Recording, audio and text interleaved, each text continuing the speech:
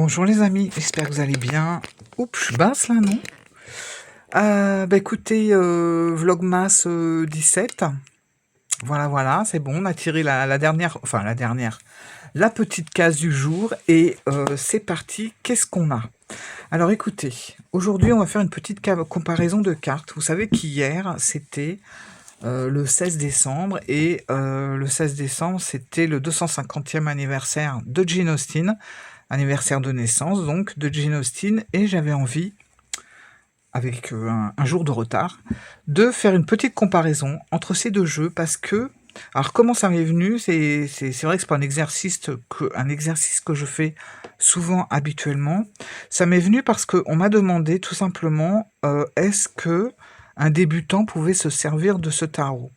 Alors déjà j'ai envie de dire que ça c'est la question, moi je peux pas répondre à ça parce que ben, c'est tellement propre à chacun, je veux dire, ce qui me paraît facile va paraître peut-être difficile à d'autres et ce qui me paraît difficile va peut-être paraître facile, voilà. C'est vraiment très, très personnel, donc est-ce que c'est un jeu, pour les débutants? Moi, je serais tendance à dire, si vous connaissez un petit peu le Rider-Waite, il y a pas de problème. Si vous le connaissez pas, c'est un jeu quand même qui peut nous emmener sur l'intuition, parce qu'il y a beaucoup de scènes, beaucoup de personnages, beaucoup d'actions, et cetera. Donc ça peut faire travailler l'intuition, les ressentis que vous voyez sur la carte. Voilà. C'est tout ce que je peux dire là-dessus et j'avais vraiment envie de vous présenter comme ça, un petit, comparatif entre le Rider-Waite classique et le Jane Austen tarot. Donc on est parti avec le fou. Vous voyez, on retrouve le petit chien. Alors, Jane Austen, elle a fait de la littérature, enfin, surtout, c'est plutôt de la littérature féminine, on va dire. Alors, il n'y a pas que des femmes, hein. Loin de là, il y a quand même des hommes, beaucoup d'hommes d'ailleurs dans ce jeu, mais c'est vrai qu'il y a des personnages qu'on aurait l'habitude de voir en hommes qui vont être féminins. Voilà. Donc le fou, moi je trouve que c'est quand même, on s'y retrouve. Le magicien, là c'est pareil. Bon là il a tous les éléments, mais si vous regardez et que vous cherchez bien derrière, on retrouve une carafe d'eau, on retrouve une bougie. Bon, il y a plein de choses, hein. La gestuelle aussi est la même. La grande prêtresse. Alors, la grande prêtresse, c'est Jane Austen en fait qui est représentée. C'est-à-dire que les créateurs de ce jeu ont mis Jane Austen en grande prêtresse. Voilà. Avec un de ses livres. Je trouve que c'est sympa d'avoir fait ça. On a un chat. Bon, la grande prêtresse, c'est aussi l'intuition, les ressentis, etc. C'était sympa de mettre Jane Austen et un chat, je trouve. L'impératrice, bon, là, c'est pareil, hein, la posture, voilà. Dans Jane Austen, pensez bien à regarder les arrière-plans. Il se passe toujours quelque chose, ou en tout cas très souvent. Comme là, vous voyez, on a une femme qui rejoint un homme. On a une rencontre qui se fait, par exemple. L'empereur. Alors c'est pareil, est-ce qu'il y a besoin d'avoir vu ou lu les livres de Jane Austen pour comprendre ce tarot? Non, pas du tout, heureusement. Mais c'est vrai que si vous avez lu certaines œuvres, vous allez peut-être plus comprendre le personnage dessiné. Pourquoi je dis ça? Parce que dans l'Empereur, ce monsieur qui est Sir Thomas, je sais plus son nom, Bertram, bon, bref, je ne sais plus trop, qui est dans le film ou dans le livre, comment ça s'appelle? Mansfield Park. Quand on voit le personnage qui est joué, effectivement, c'est l'empereur. Parce que c'est un homme qui est assez austère, assez dur, mais en même temps qui est très famille. Donc c'est le père qui est juste, mais attention, voilà quoi. C'est quelqu'un qui tient les rênes de ce qu'il a autour de lui, hein. C'est le paternel, bien ancré, bon, voilà. Ça reflète tout à fait l'empereur. Le hiérophante. Voilà, c'est pareil, hein, je trouve que c'est très ressemblant. Les amoureux, c'est pareil, avec la notion du choix, hein. On voit une personne d'âge plutôt mûr, là on a plutôt quelqu'un de jeune, et puis un homme au milieu. Bon, voilà. Le chariot, là vous voyez, on est avec un personnage féminin. La force, elle est assez étonnante. On voit cette femme qui fait comme si elle voulait faire taire les propos du monsieur, mais avec délicatesse et tout ça. Mais quand même, on sent que voilà, que c'est là, que c'est voilà, c'est tais-toi. Bon, ça s'impose, même si c'est en douceur. Je trouve que ça reflète bien la force. L'ermite. Pareil, et on retrouve, bon bah la lanterne c'est devenu une lampe, mais on retrouve ce côté un petit peu isolé, solitaire, voilà. La roue de fortune, bon, je, je rejoins ma première impression avec cette danse où, vous savez, voilà, on tourne, les danses anciennes, bon bah je trouve que ça reflète la roue de fortune. La justice. La justice, elle est pas mal faite, je trouve. On a une plume, alors apparemment c'est une plume d'oie comme ça qui sépare deux personnes. Là, on a une personne qui écrit avec sa plume, et là, on a plutôt une personne qui lit, donc qui reçoit le courrier. Donc, on a quand même une notion de séparation, etc. Enfin, ça peut bien parler, cette carte-là. Ouais. Le pendu, intéressant. Un autre style de pendu, mais que finalement, je trouve que c'est bien fait, voilà. La mort. La tempérance. Là, on voit bien, on a l'ange au centre, deux femmes. On a l'impression qu'il y en a une qui tend la main à l'autre, comme si fallait trouver un terrain d'entente, essayer d'équilibrer les choses, de modérer, etc. Alors le diable, je vous avais montré le livre qui parle de cette... Enfin, qui parle pas de cette illustration, mais qui parle de l'histoire où on parle justement de Lady Suzanne. Donc Lady Suzanne, c'est cette personne. Donc elle est très grande, mais en fait, en vrai, elle n'est pas très grande. C'est simplement pour montrer son côté autoritaire, son côté un peu manipulatrice, dominatrice. Et on voit, hein, regardez comment elle tient la femme ici par le cou, comme s'il fallait l'écouter, enfin, elle s'impose, quoi. Et en plus, Lady Suzanne, elle est très vénale et elle se fout de la morale. La tour. Bon, bah écoutez, on voit bien qu'il y a un personnage au sol, hein, qu'il s'est passé quelque chose d'important. L'étoile, une autre façon de voir l'étoile, mais tout aussi intéressante. Alors si vous regardez ici, je vous dis, regardez toujours bien les arrière-plans. Il y a toujours des petits messages. Donc voilà, vous voyez là, on a un personnage sur un lit qui a l'air malade, et on voit toutes ces personnes qui sont là en train de regarder l'étoile comme si, voilà, on attend, on a espoir que les choses s'améliorent, quoi. La lune, très intéressante aussi. Si vous regardez bien, si vous avez le jeu, regardez tout simplement ce qui se passe dans l'assiette. Il y a quelque chose. Je vous en dis pas plus parce qu'il faut vous laisser un petit peu deviner. Le soleil, bon, bah écoutez, c'est pas du tout la même illustration, mais on ressent ce côté chaleureux, harmonieux. Voilà. Le jugement. Le jugement, celle-là, j'ai beaucoup aimé. C'est une autre façon de voir les choses, mais on voit que chacun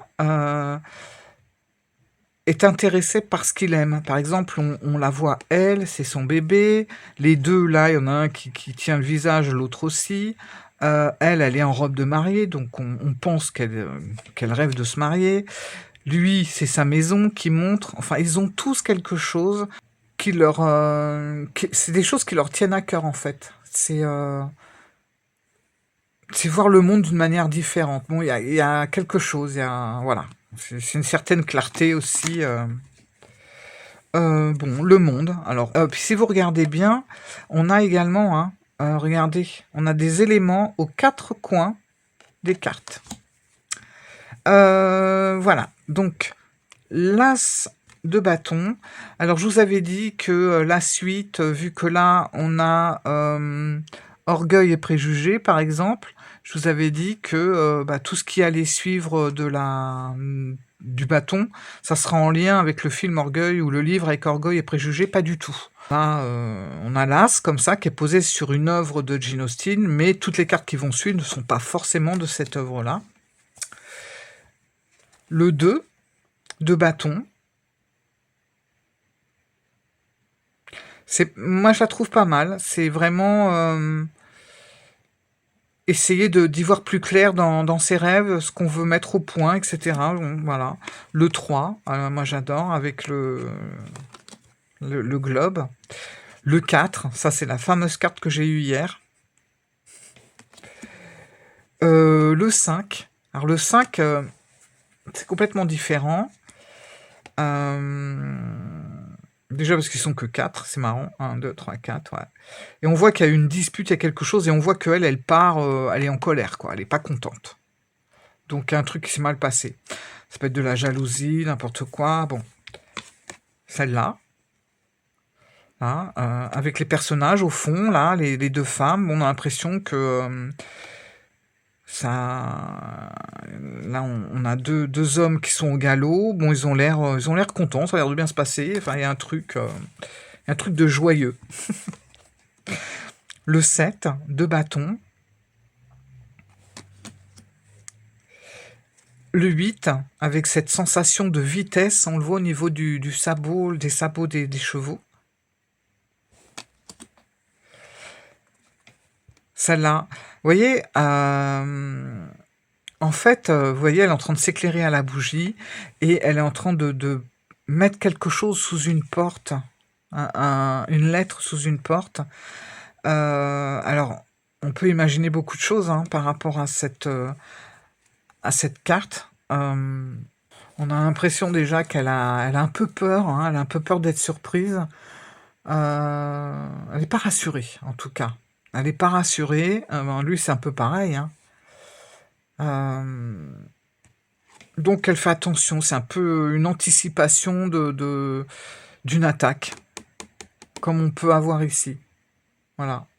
C'est l'action malgré les craintes qu'on peut avoir. 10 de bâton. Donc là, c'est les...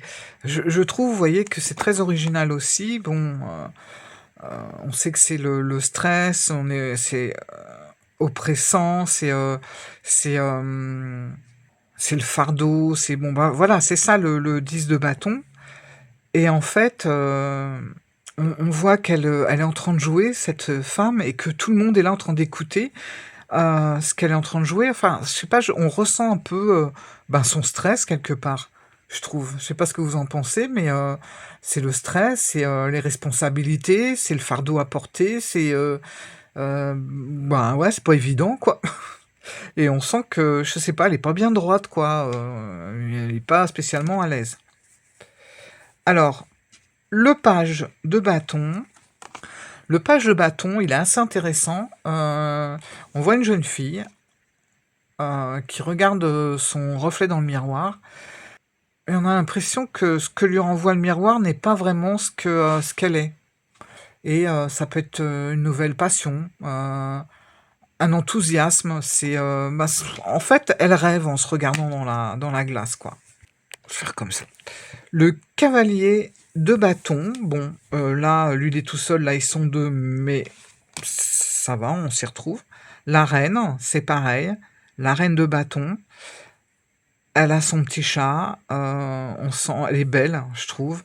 On a un jardin derrière qui est c'est très fleuri. Là, on a des fleurs et tout. On sent qu'elle est épanouie. Le roi de bâton. Et là, on va passer à l'as de coupe. Nouvelle œuvre, pour l'as de coupe seulement. Le 2 de coupe, bon, c'est très ressemblant, je trouve. Le 3 de coupe, pareil. Même si on est dans une époque différente, on voit que celle-là, elle est intéressante aussi. 4 de coupe, on voit une personne d'un certain âge en train de faire de la tapisserie, mais on a l'impression que voilà, ouais, on a l'impression qu'elle s'ennuie en fait. Bah, quand on connaît un peu le 4 de coupe, ça peut l'air très joyeux, hein, elle est toute seule. 5 de coupe, tout seul, mais là ils sont deux. Quand on regarde, lui, il a pas l'air, bah, il a l'air triste, hein, je sais pas, ça a pas l'air d'être la grande forme. Celle-là, 6 de coupe. Et si vous regardez bien, alors faut bien s'habituer à tous les personnages, etc. Vous retrouvez des fois dans des cadres, des fois un personnage qui revient un peu plus loin, et vous verrez que c'est les mêmes. Par exemple, là, on retrouve le fameux Sir Thomas Bertram, vous savez, l'empereur. Bah, c'est lui. Voilà. Et là, on voit qu'ils sont assez jeunes, etc. Donc, bon. Le 7 de coupe. On voit hein, toutes les tasses qui, à chaque fois, on a un homme séduisant, en fait, et voilà, elle imagine, parce que je pense qu'elle aimerait bien se marier, c'est souvent ça dans les œuvres de Jane Austen, et elle a l'embarras du choix, où elle se dit, bon, bah voilà, il y a tant de personnes qui s'intéressent à moi. Attention. Alors, 8 de coupe. Différente, mais qui peut symboliser la même chose, à une certaine, un départ vers ailleurs. Là, c'est pareil, allez, j'aime beaucoup ce 9 de coupe. On est satisfait, on est content, c'est la richesse émotionnelle, on est satisfait. C'est le confort, la sécurité. Tout comme là, hein, la famille. Voilà, là, c'est pareil. Pour le 10 de coupe. Là, on retrouve également l'harmonie, la vie de famille, la sécurité, la stabilité. On est content, on est à sa place. On voit tout le monde est là. Alors, le page de coupe. Alors, elle joue du piano. Alors, si vous regardez bien, c'est toujours pareil. On a un petit verre là. Et je me demande s'il n'y a pas un truc dedans. Mais vous voyez, comme ici. Voilà. Et elle joue du piano. On s'imagine qu'elle doit jouer quelque chose de très doux, de très romantique, qu'elle pense, qu'elle se fait des films pour ses futures aventures, etc. Le cavalier de coupe. Bon, bah là, c'est bien. La reine de coupe, pareil.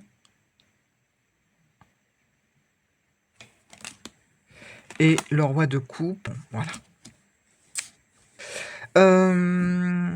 L'as d'épée. Donc là, on est avec l'œuvre Emma. Celle-là, 2 d'épée. Donc on voit bien, alors en fait c'est pas des épées, c'est des plumes qu'elle tient dans la main. Donc il y en a une dirigée vers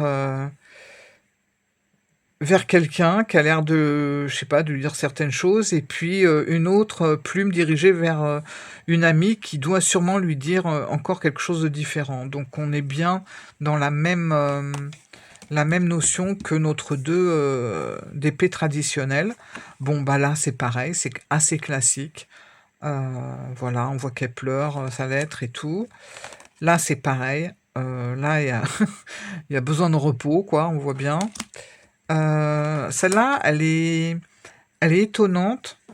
Alors celle-là, faut vraiment bien tout regarder. Et on voit quand même que cette personne, elle est en train de s'exprimer, un couteau à la main, et que on a l'impression que ça contrarie un peu tout le monde. Quand on voit le personnage ici, enfin, ils ont l'air tous un petit peu contrariés de ce qu'elle raconte. Bon, je pense que elle veut se faire remarquer, et puis finalement, voilà, on a un peu la même sensation que dans cette carte-là. Le 6, le départ, ouais, on part vers d'autres aventures, notre rive et tout. Celle-là, ça m'a amusé. La dame qui est en train de piquer des fruits.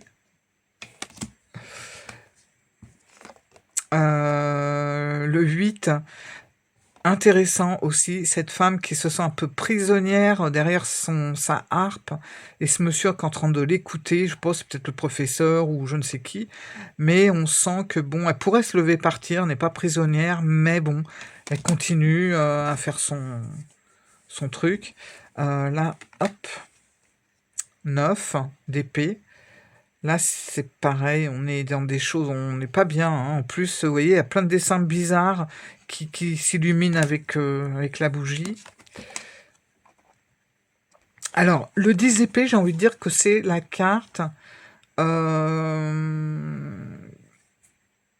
là, je trouve qu'elle est beaucoup moins percutante que le 10 d'épée traditionnel.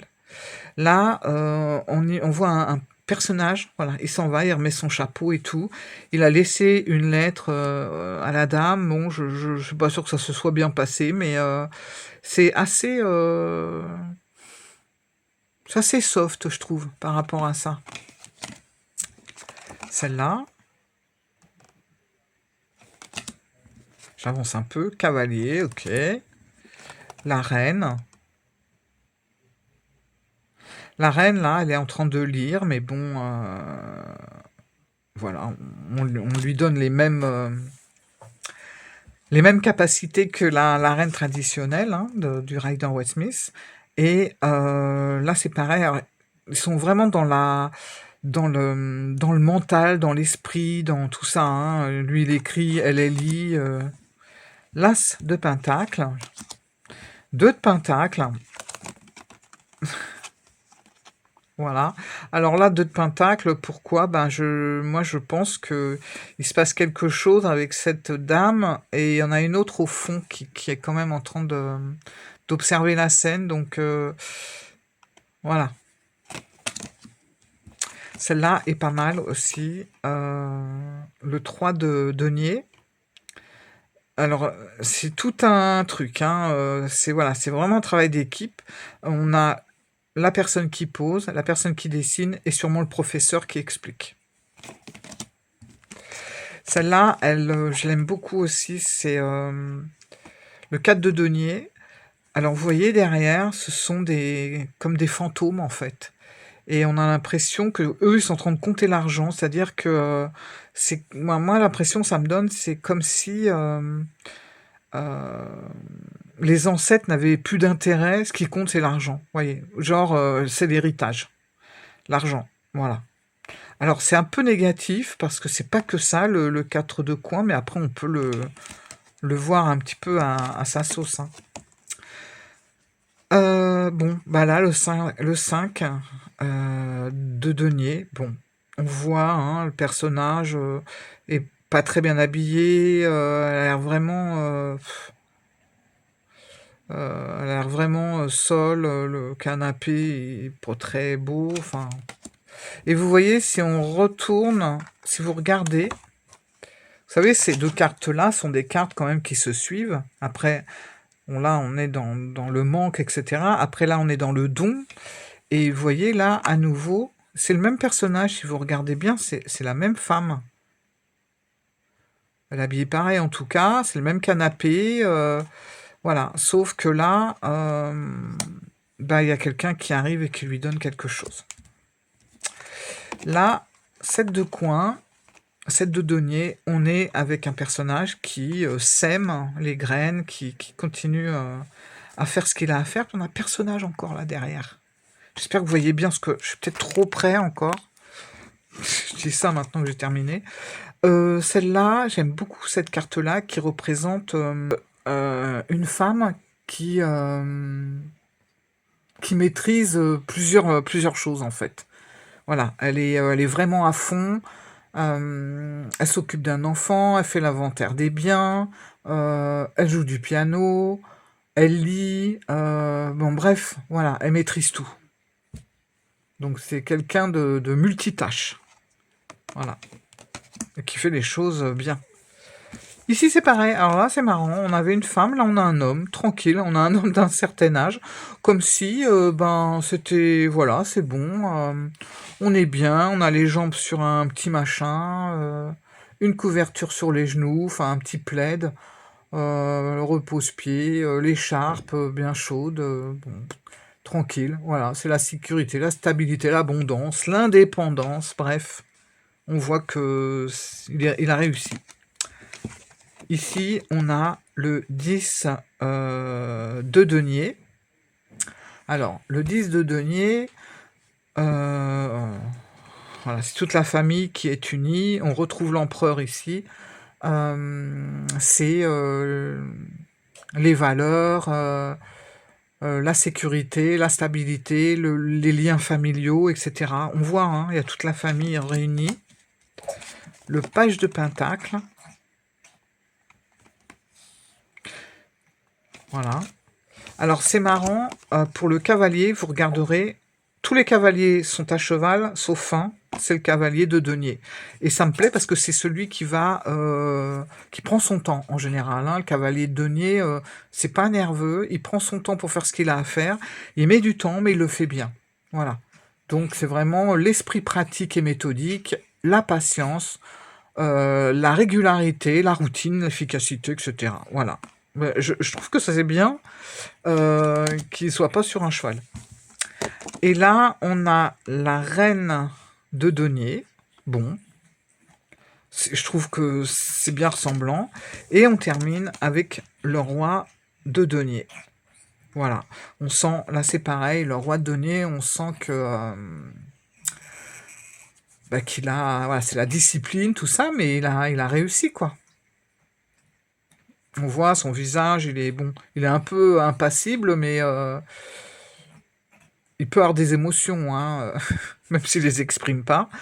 Mais voilà. Voilà, bah écoutez, je vais m'arrêter là. C'était peut-être un peu long, mais j'avais vraiment envie d'éclaircir un petit peu, même pour moi, hein, de le comparer, parce que j'avais pas fait. J'ai tout mis dans l'ordre, les deux jeux, et j'avais envie de voir avec vous la comparaison des deux tarots, et j'avoue que je suis assez contente parce que finalement, je trouve que ça colle bien. Voilà, je trouve qu'il colle très bien au Rider-Waite-Smith, même si aux premières vues, on se dit, oh là là, il y a beaucoup de personnages et tout, et puis finalement, non. Voilà, je trouve que ça va super bien ensemble. Et c'est assez proche aussi. Voilà, les amis. Eh ben, écoutez, je vous fais plein de bisous. Merci pour tous vos commentaires, je tenais à vous le dire quand même, tous les commentaires que vous me laissez, même si c'est un petit cœur, même si c'est un petit pouce, tout ça, ça me fait plaisir et merci beaucoup. Je suis en retard un petit peu sur les réponses, mais des commentaires, mais ça va arriver. Donc merci à tout le monde. Voilà, je vous fais plein de gros bisous et je vous dis à demain pour le vlog 18. Ciao!